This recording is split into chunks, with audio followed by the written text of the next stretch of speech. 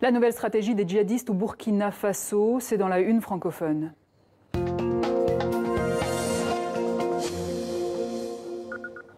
C'est l'une des pires attaques terroristes que le Burkina Faso ait connue. Au moins 35 civils, en grande majorité des femmes, ont été tués dans la localité d'Arbinda. 80 djihadistes ont également été neutralisés. Que s'est-il passé exactement? On voit cela avec Lou Bureau et Isabelle Soler. La nouvelle est arrivée par un tweet de Roch Kaboré, le président burkinabé. L'attaque menée par des djihadistes à Arbinda, dans le nord, a fait 35 victimes, dont 31 femmes. L'une des attaques les plus meurtrières qu'a connu le pays.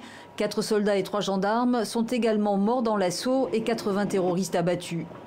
L'attaque s'est produite en 2 temps, tandis qu'un véhicule piégé fonçait sur les soldats. Les civils étaient la cible d'un autre groupe. L'armée a dû recourir à son aviation pour repousser les agresseurs. La traque s'est poursuivie au sol et une centaine de motos et de l'armement abandonnés ont été saisis.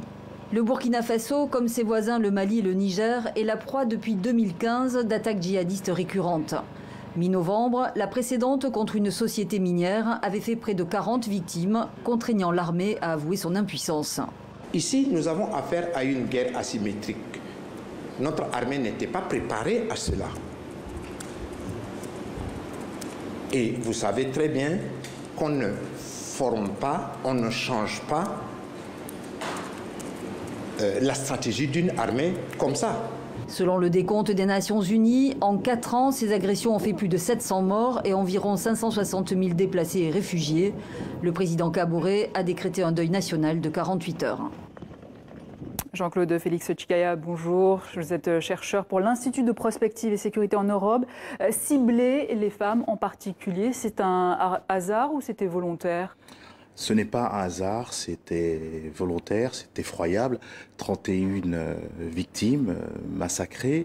Ce qu'on peut dire, c'est des représailles. Pourquoi? Il y a une résistance dans la région de Soub, mais ailleurs aussi dans tout le Sahel, de la part des femmes, qui étaient d'ailleurs au niveau du G5 Sahel, pour les ministres femmes et autres plateformes des responsables des femmes du G5 Sahel, appelaient tout d'abord donc les États du G5 Sahel, les structures régionales, les structures continentales, mais la communauté internationale, sur 2 volets.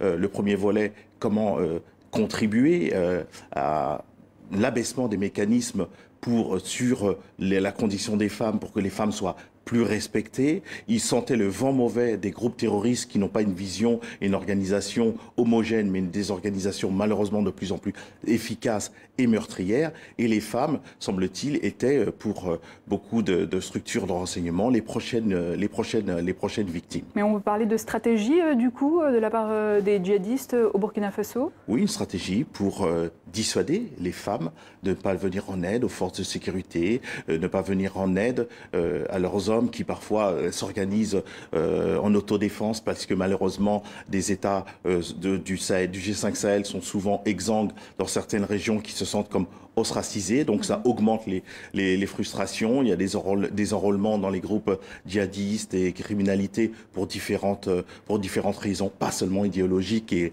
religieuses. Donc les femmes sont encore malheureusement les plus vulnérables devant ces. Alors c'est le président Kaboré qui s'est exprimé via Twitter pour faire l'annonce, pour donner l'image de reprendre la main peut-être dans la lutte contre le terrorisme au Burkina, alors qu'il a été très critiqué sur la question évidemment.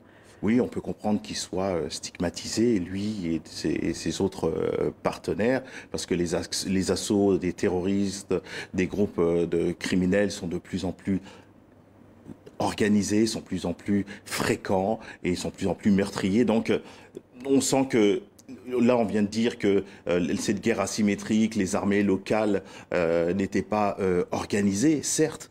Il va falloir que simultanément les armées se forment de manière plus conséquente et répondent à tous les enjeux. Et mais on rappelle qu'il y a eu 80 terroristes tués dans l'opération. Voilà, exactement. Mais les missions régaliennes ne sont pas aussi convenablement remplies par les gouvernements du G5 Sahel. Donc il y a beaucoup de reproches qui sont faits, et notamment même à la coalition internationale, où la géopolitique des peuples du Sahel demande à la coalition internationale d'arrêter de soutenir des autocrates, mais plutôt de soutenir la géopolitique des peuples, soutenir les États et pas les chefs d'État qui ne sont pas qui ne remplissent pas leur mission de chef d'État. Jean-Claude Félix Tchikaya, merci pour votre analyse.